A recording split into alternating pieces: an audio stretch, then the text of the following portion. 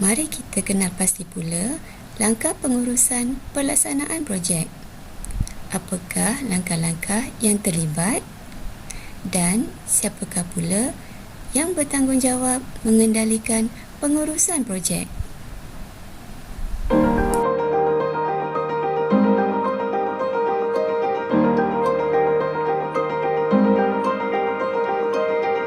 Okey, seterusnya. Okey, ini dia langkah pengurusan pelaksanaan projek. Tadi pengurusan projek saja ya, ini pelaksanaan projek. Okey, yang pertama, kalau kita lihat dalam raja di sini ataupun dalam buku teks muka berapa tu Cikgu Rizwan? Muka 34. 34. Muka 34 ya anak-anak. Buku cikgu di sekolah. Tadi Afiq mana? Cikgu tak ada. Oh, Afiq. Afiq sihat ke? Sihat cikgu. Cik Afiq kelas mana? Kelas 10. Okey, kelas Cikgu Rizwan ya? Okey. Assalamualaikum cikgu. Halo cikgu. Ya, Baik, cikgu. Samuel. Hai. Okey, Bintang Nurul. Bintang Nurul ni kelas mana? Nurul, awak kelas mana ya? Satu Melo. Satu Melo. Dulu kata menterbalikkan fungsi hanya sekali kekal. Menterbalikkan kedudukan dapat berubah-ubah. Okey, betul lah tu. Okay, Samuel. Cikgu. Okey, Samuel boleh bagi tahu dekat cikgu tak? Dalam banyak-banyak, awak dah tengok dah langkah pengurusan pelaksanaan projek tu? Dah. Okey, apa yang awak faham melalui carta berkenaan? Boleh beritahu cikgu? Beritahulah apa-apa yang awak faham tentang carta tu. Kenapa perancangan duduk bawah? Kenapa penjadualan duduk atas? Kenapa pengawalan paling atas? Dan dapat satu je lah. Okey, tak apa. Dan perancangan duduk di paling bawah kerana ia adalah merupakan salah satu langkah yang paling penting dalam sesebuah syarikat. Dalam pengurusan syarikat, tanpa perancangan memang tak berjalan lah syarikat tersebut, memang takkan berjaya lah syarikat tersebut. Sebab tu perancangan ni sangat penting dan dia melibatkan tiga dah terkeluar kot dan dia melibatkan ramai orang banyak pihak yang membuat perancangan. Sebab tu dia besar, dia panjang, sebab tu dia duduk paling bawah. Okey, baik, kita lihat. Okey, apakah tu, kita lihat seterusnya Okey, kalau perancangan paling bawah, penjadualan itu maksudnya yang kedua penting, okey. Dan pengawalan yang paling atas lah dan dia paling sedikit sebab dia hanya melibatkan beberapa pihak sahaja, tak seperti perancangan. Okey, ini cikgu akan terangkan lagi selepas ini. Okey, kita lihat pula yang ini pengurusan eksekutif. Okey, pengurusan eksekutif ataupun ini sebenarnya yang apa yang terdapat dalam syarikat lah biasanya. Eksekutif ni adalah bahagian yang paling tinggi lah dalam sesebuah syarikat. Okey, dan dan pengurus eksekutif ni dia mengendalikan beberapa bahagian di bawahnya, iaitu pengurus projek, okey, pengeluaran, kejuruteraan, perakaunan, pendidikan dan pembangunan. Okey, jadi pengurus eksekutif ni memastikan semua bahagian ni dapat menjalankan kerja masing-masing dengan baik lah Okey. Dan kemudian di setiap jabatan di bawah-bawah ni yang ada 5 bahagian ni, okey, mereka mengendalikan ataupun menguruskan beberapa lagi bahagian yang lain, iaitu kerja dalam berpasukan. Kemudian maksudnya setiap kerja tu dijalankan bersama-sama lah dengan pasukan mereka. Lepas tu bagaimana mengendalikan pembelian, pemasaran dan pentadbiran perkhidmatan. Kita nampak mudah kat sini tapi sebenarnya dia sangat kompleks sebab syarikat ni, terutamanya syarikat besar tu, dia perlu diurus tadbir dengan betul lah, dengan baik Okey. Itu langkah pengurusan pelaksanaan projek. Okey, pasukan projek ialah merupakan sekumpulan ahli yang terlibat dalam kerja pembangunan projek. Mereka mempunyai kepakaran, pengetahuan dan pengalaman yang berkaitan dengan sesuatu projek, sama ada terdiri daripada orang di dalam organisasi ataupun di luar organisasi. Okey, pasukan projek ni. Okey, seterusnya.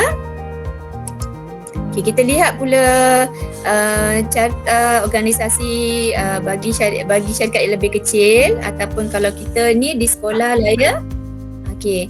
Kalau di sekolah, pengurus projek, dia dibantu oleh beberapa ahli yang lain, iaitu setiausaha, dia mesti ada setiausaha, dia mesti ada bendahari. Kemudian di bawahnya ada lagi pereka bentuk dan juga pembangun mock-up.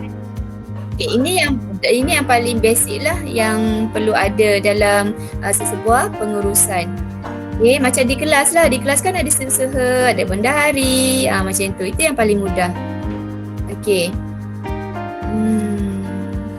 Alright. Yang ni boleh faham ke? Boleh.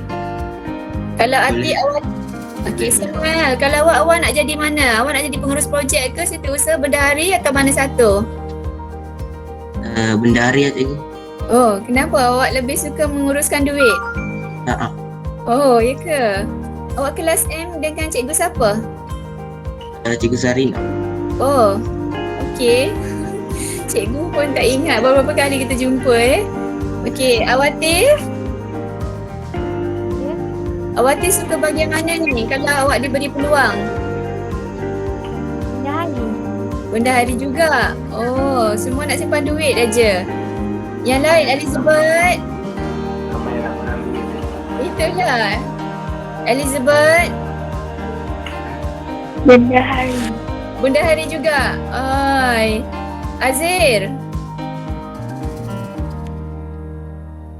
Ya. Azir nak ambil bahagian mana tu Azir? Setiausaha, bendahari, pereka bentuk, pembangunan mock-up? Pereka bentuk. Pereka bentuk. Maksudnya Azir ni suka melukis lah. Betul ke? Suka dia ambil dia design-design. Okey. Alright, bagus. Okey, kalau awak dah tahu mana yang awak minat tu senang lah ya. Ada suka lukis. Afiq suka melukis ke? Bila kita suka melukis, maksudnya nanti kita akan terlibat secara langsung lah dengan pelanggan Pelanggan akan berurusan dengan awak pun kena selalu berjumpa dengan pelanggan, hubungi pelanggan, macam tu. Tak sangat. Okey. Pembangunan mock-up ni, apa beza dia Cikgu Rizal, pembangunan mock-up dengan pereka bentuk? Pereka bentuk ni orang yang menghasilkan design. Yang dia buat lakaran, drawing tu lah. Kalau yang pembangun model mock-up ni, dia akan buat produk. Dia yang buat produk kan? Sebab lakaran ni, lakaran dihasilkan oleh pereka bentuk, tetapi design ataupun projek yang pereka bentuk nak buat tadi tu dihasilkan oleh pembangunan mock-up. Berbeza ni dia berurusan dengan produk. Pereka bentuk ni banyak berurusan dengan lakaran. Okey, dia menyediakan lakaran semualah. Dah belajar Muhammad, betul. Ni dah belajar, tapi kalau Cikgu Sarina ni tak masuk lagi ni. Okey. Waalaikumsalam Samuel. Okey. Baik, seterusnya Okey, boleh ingat ke anak-anak ni? Banyak cikgu masuk ni, boleh ingat ke? Boleh, cikgu. Cikgu Express. Okey, kita ada 28 orang, Alhamdulillah. Tapi macam kita buat kelas macam biasa, Cikgu Rizwan ni. Selalu pun dalam ni juga, 20 lebih, 30, awal 30 sikit itu. Ramai tak boleh masuk. Kenapa? Sebab masalah handphone dorang kot. Oh, Penolong tak boleh masuk. tak bersedia. Tak bersedia tiba-tiba pula PDPR Itulah pasal. Itulah. Bukan ke semalam cikgu nampak ada yang dalam grup kata, "Ye, cuti." Ada cakap ye semalam dalam grup. Okay. Alright. Cikgu Rizal nak tambah apa-apa ke? Okey. Baik, seterusnya kita bergerak yang berikutnya. Sebab cikgu dapat tahu kelas Cikgu Rizwan pun dah pergi banyak ni. Okey, Cikgu Sarina yang agak lambat sikit. Sebab nak pastikan semua faham.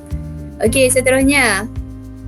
Ni dalam bentuk yang lain lah ya. Dia buat dalam bentuk carta dia dalam bentuk keadaan yang lain. Tapi maksud dia samalah. Di bawah pengurusi projek tu ada keempat bahagian ni. Ini yang paling asas ya. Okey, seterusnya. Okey. Ini adalah pasukan projek. Okey, pasukan projek berperanan sebagai ahli yang paling utama dalam menjalankan ketiga peringkat pengurusan projek. Ni memang buat apa-apa saja projek kita kena buat sama-sama dengan kawan yang lain, dengan partner yang lain, dengan ahli yang lain. Kalau kita buat seorang memang tak berjaya, susah. Bukan tak boleh tapi agak susah. Apalagi kalau projek kita jalankan tu adalah projek yang besar.